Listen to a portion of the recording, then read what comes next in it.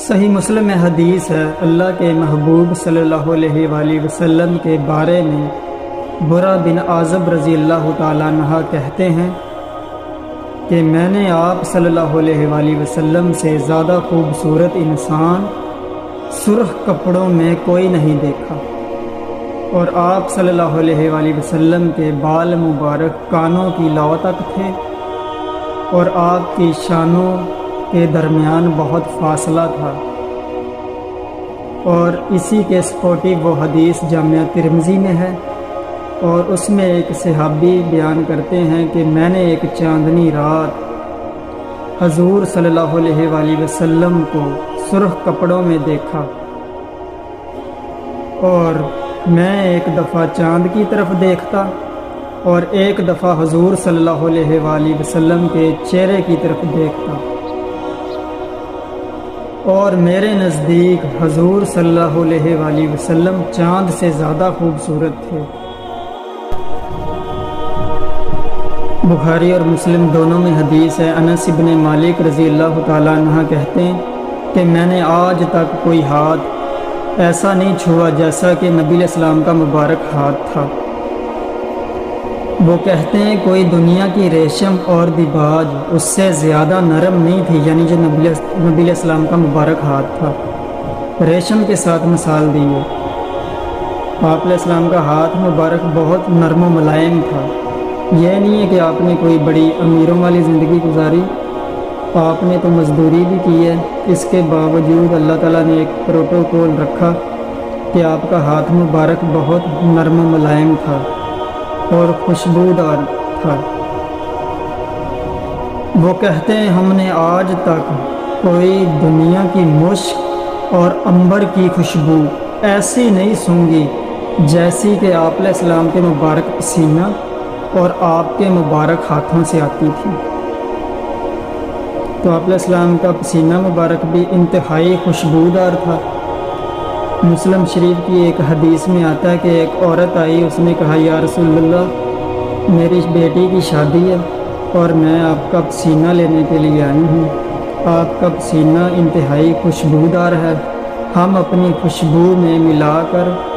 استعمال کرتے ہیں، یعنی اپنی خوشبو میں بھی خوشبو کرنے کے لیے۔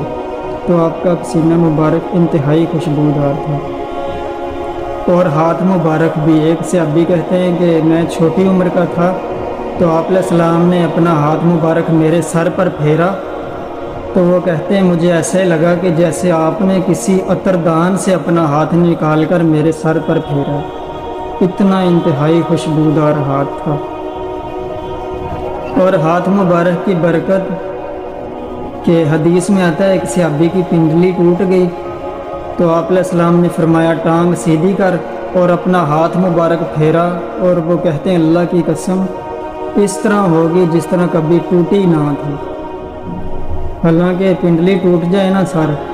تو اس کا کیورنگ پیریڈ 6 سے 8 ہفتے ہے، اور سالوں اس کی احتیاط چلتی، لیکن پھر بھی وہ اس طرح نہیں بن سکتا۔ تو یہ معجزہ تھا ہاتھ کی برکت سے۔ اور ہاتھ مبارک کی برکت صلح حدیبیہ کے موقع پر جب پانی کم پڑ گیا تو سارے لوگوں سے تھوڑا تھوڑا پانی جمع کر کے ایک کٹورا پانی کا ہوا، تو آپ علیہ السلام نے اپنا ہاتھ مبارک اس کٹورے میں رکھا تو انگلیوں میں سے چشمے جاری ہوئے، اور 1500 صحابہ جابر بن عبداللہ رضی اللہ تعالیٰ عنہ کہتے ہیں کہ ہم نے پانی پیا، وضو بھی کیا، جانوروں کو بھی پلایا، خود بھی پیا، اپنے مشکیزیں بھی بھر لیے۔ اور وہ تابعی پوچھتے ہیں کہ وہ پانی کتنا تھا، تو وہ کہتے ہیں ہم دیکھنے میں تو 1500 تھے، اگر ہم 1,00,000 بھی ہوتے نا تو وہ پانی اتنا زیادہ تھا کہ 1,00,000 کو بھی کفایت کرتا تھا۔ اور ایک حدیث میں آتا ہے ایک سفر کے دوران جابر بن عبداللہ رضی اللہ تعالیٰ عنہ کہتے ہیں کہ مجھے اللہ کے نبی نے کہا کہ ان 2 درختوں سے کہو کہ آپس میں مل جائیں، میں نے رفع حاجت کے لیے جانا۔ تو وہ کہتے ہیں اللہ کی قسم وہ درخت جڑوں سمیت اکھڑ کر اکٹھے ہو گئے، اور آپ جب رفع حاجت سے فارغ ہوئے تو آپ نے اپنی انگلیوں سے اشارے کیے تو وہ دونوں واپس اپنی اپنی جگہ پر چلے گئے۔ سر اب جن سے ابا نے یہ منظر دیکھا ہوا تھا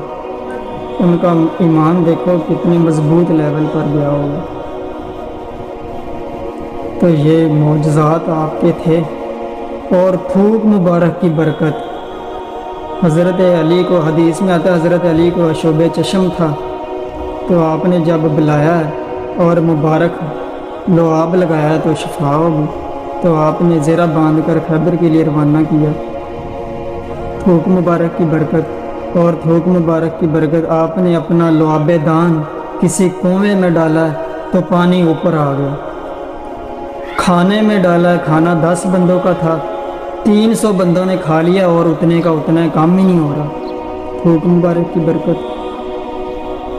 تو اس طرح کے کئی معجزات، یہ سارے بخاری مسلم میں معجزات رپورٹ ہوئے، بالبدی گھنٹوں اس کے اوپر بولا جا سکتا ہے۔ اور صحیح بخاری میں آتا ہے کہ ایک جمعے کے خطبے کے دوران ایک صحابی آئے، اس نے کہا یا رسول اللہ مویشی ہلاک ہو گئے، بارش کے لیے دعا کریں۔ تو آپ علیہ السلام نے اسی وقت ہاتھ اٹھائے اور بارش کے لیے دعا کی، اسی وقت بارش شروع ہوئی اور اگلے جمعے تک جاری رہی۔ اور اگلے جمعے وہی بندہ آ کے کھڑا ہو گیا کہ یا رسول اللہ ہمارے گھر جو ہیں پانی ان کے اوپر ٹپکنے لگا، آپ بس یہ دعا کریں کہ بارش جو ہے سائڈ پہ ہو، زمینوں پہ ہو، گھروں پہ نہ ہو۔ تو آپ علیہ السلام نے مبارک انگلیوں سے بادلوں کو اشارے کیے۔ سر اب جن صحابہ نے یہ منظر دیکھا ہوا تھا